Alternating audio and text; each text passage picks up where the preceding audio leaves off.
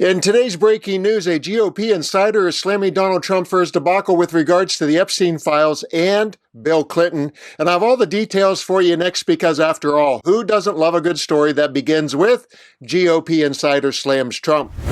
I'm Dan and welcome to another Occupy Democrats video. To get all of our daily reports on all of the Donald's debacles, please hit that subscribe button.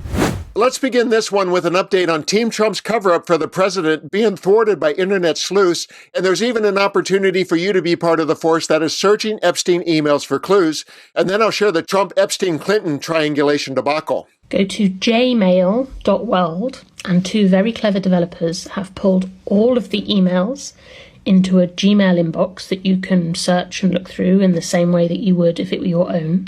You can search by keyword or person. You can also do visit a random page and it'll just give you some emails to get you started. But it's not just the emails. JPhotos, JDrive, all the documents, JFlights, and very disturbingly, Jamazon, which was everything he bought, including the annotated Lolita. We need as many people as possible to be aware of this, so please like, comment, repost. Jeffrey Epstein's purchases.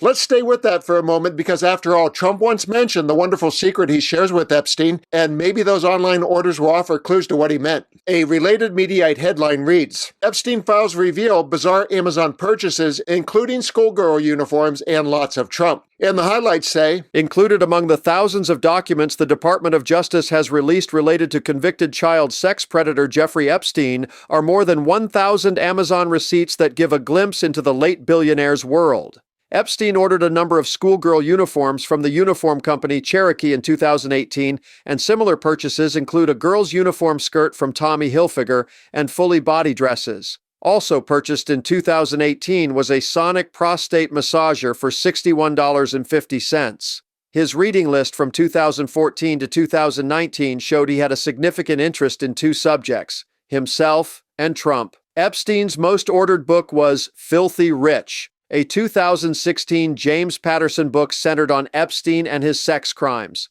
Epstein ordered the book 5 times. Epstein was more interested in reading about his former friend Trump, ordering 6 books centered on him and his jump into politics. Those are just the highlights of the Zachary Lehman article. For the full story, visit Mediaite.com. And now for the featured story. Watch as ultra-conservative pundit David Drucker dunks on Donald for playing both sides of the Clinton fence. This after Bill challenged the Donald by declaring he has nothing to hide with regards to Epstein. It does seem like the Trump administration has done a pretty bad job with the Epstein information, and they always knew it was coming. Yeah, well, I think this is because they're trying to answer or satisfy the whims of the president, right? I mean, because he switches from moment to moment, right? We talked about a few minutes ago how just a few days ago he was talking about how unfair this was to people like President Bill Clinton, because, hey, maybe they were just hanging out with the guy, but they didn't do anything wrong. And of course, it was a way of talking about him. I just hung out with the guy at one point years ago, and now I'm wrapped up in this. It's really not fair to talk about this. That's 1 minute. Then the next minute, we get the social media storm from over the weekend. And so I don't think you can really craft a message for Trump, and this has been true for a decade. Sometimes it's a positive, sometimes it's not. You can't craft a message for somebody that won't stay on message or that runs his own messaging and doesn't tell anybody what he's about to do to change direction, right? But globally here for the administration, the problem is it's like they're the dog that caught the car, right? I mean, the president fanned the flames of the so-called Epstein files conspiracy, and that's a separate issue from the very real horrible crimes that were committed and the real victims that exist and the trauma that they're still experiencing, right? But there was this conspiracy that a cabal of powerful people, shadowy powerful people, were all hidden within these files, and we were going to release this, and we were going to find out who all these people were and all the nefarious things they did. And none of that is coming to fruition. We're finding out information about people associated with Epstein. Maybe at some point we get to a scenario where we learn a few things more about certain people that hung out with him.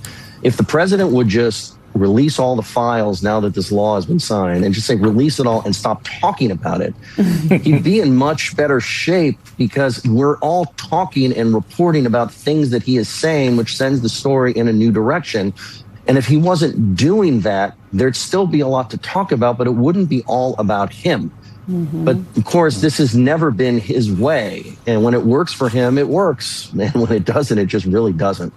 What a mess this has been for Trump and his cover-up cabal. He is so much more effective at self-incrimination than Democrats have been at incrimination, and it is so satisfying to witness. Please just let him keep talking and keep shoveling the BS that no one believes and stand aside as he buries himself. Trump has been successful at controlling the narrative much of the time, but his house of cards is built on a foundation of lies, and it's already been rocked by several GOP defections over Epstein. I think we are racing towards a tipping point for Republicans. For those seeking re-election, it's going to be more advantageous to stand against Trump than with him.